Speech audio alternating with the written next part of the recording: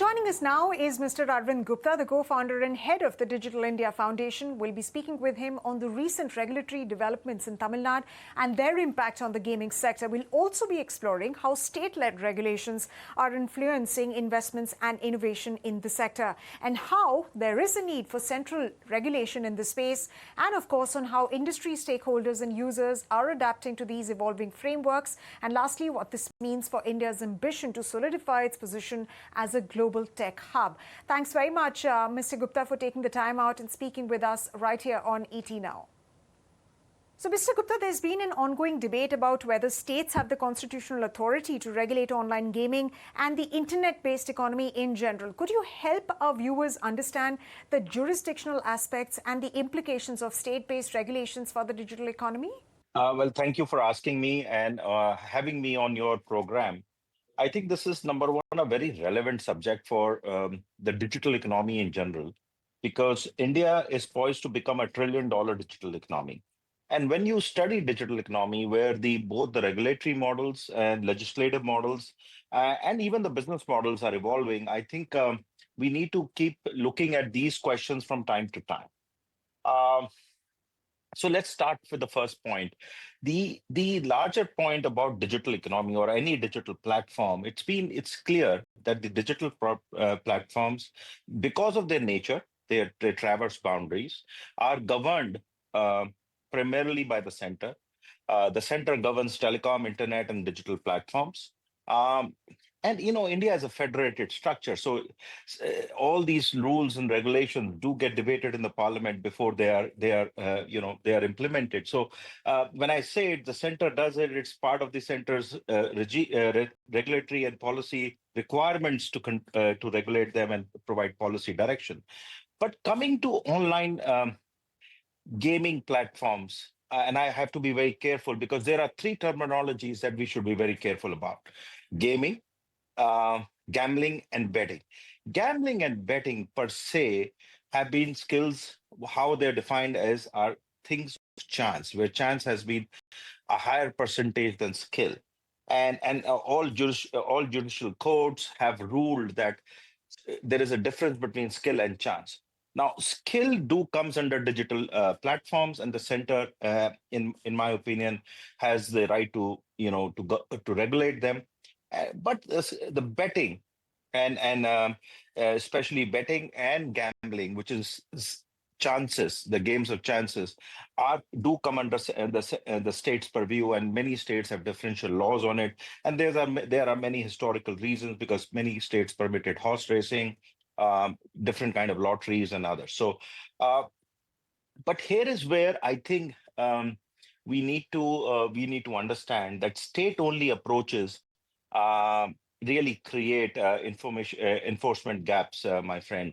As I said, if you disallow the legally registered online gaming platforms in a particular state, you're only encouraging illegal operators operating outside the jurisdiction of India, and that is whether they are betting or gambling. And we see that during the IPL season, the volumes go up by 100x. So this is a real classic case where the center should regulate the digital platforms, and which includes the games of skill, and then instead of states banning certain things, they should have state level oversight on marketing, consumer protection, taxation, and helping with the centralized tracking.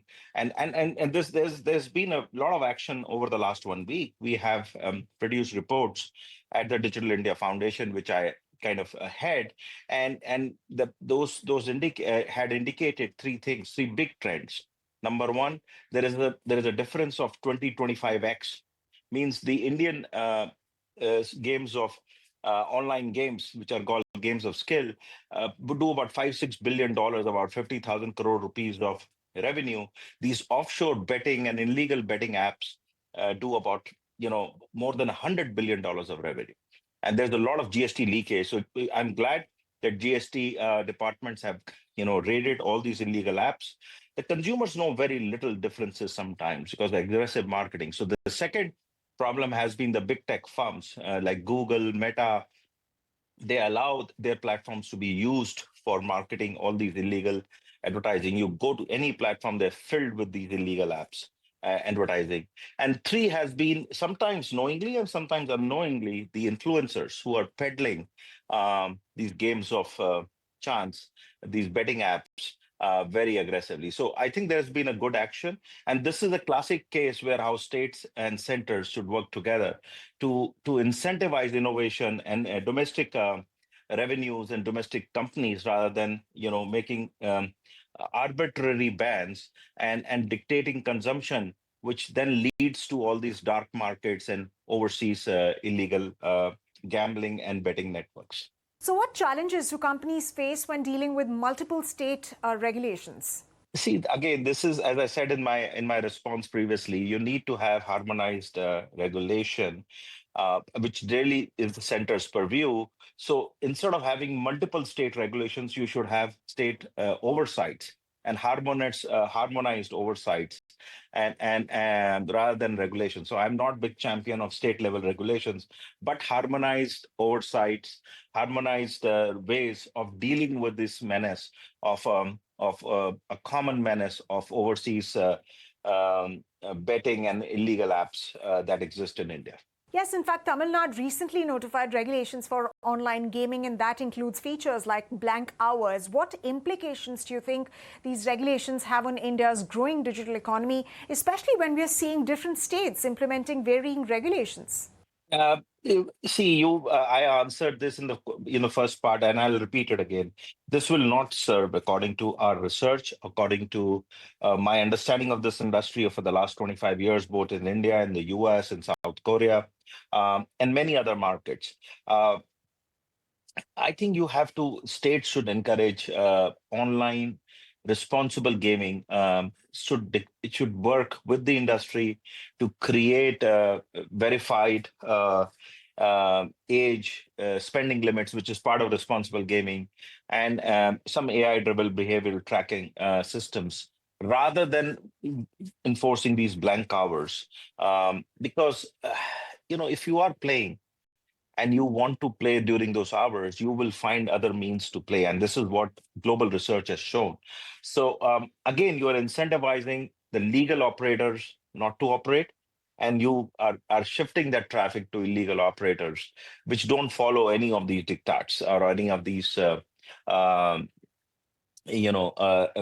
local regulations. So I think in combination of what I have said, the states need to have certain oversights, work with the center, have harmonized rules and regulation, address the issue of addiction rather than restrict consumption, and really promote responsible and healthy gaming practices. So, Mr. Gupta, you've spoken about these regulations and their impact on the gaming sector overall, on users as well.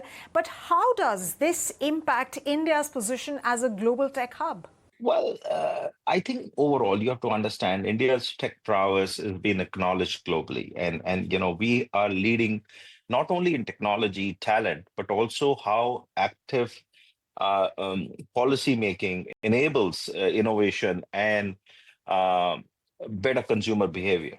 So the world watches us, not only, as I said, for tech, but also for an environment which is very proactive and forward thinking. So I think we all need to work together. This is a great industry to be in. We need to make sure that there is proactive investments coming into it, and as all states, including are really having a very healthy competition. I've said it in the past to attract good investment. So I think. If there is a more open approach, industry-specific approach, investment-friendly approach, and policy and regulations around it, it will attract more investment and establish India as a bigger tech hub and the right template for other countries to follow. In fact, when we speak of the evolving gaming landscape, landscape and how the industry is going to soar. By the end of 2028, according to some estimates, the Indian online gaming market is estimated to reach 66,000 crores, and it is going to be growing at a CAGR of 14.5%. That is between 2023 and 2028. So how do you think these state-specific regulations impact investment and, most importantly, innovation in this sector? Because innovation is something that India has been focused on so far as the country's tech sector is concerned. See, as I said, the bigger challenge lies with these illegal operators, a loss of revenue, a lot of GST revenue. So if the industry is growing at about from 50,000 to 70,000 crores in the next 2 to 3 years, I think the center and the states have to work together to make sure that this actually number even grows higher.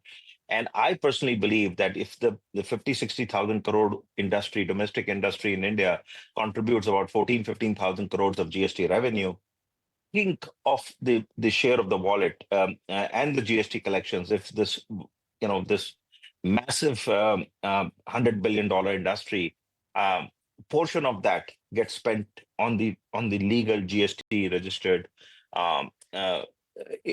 startups and innovators of India. So the GST collections will go really, really skyrocket from this sector.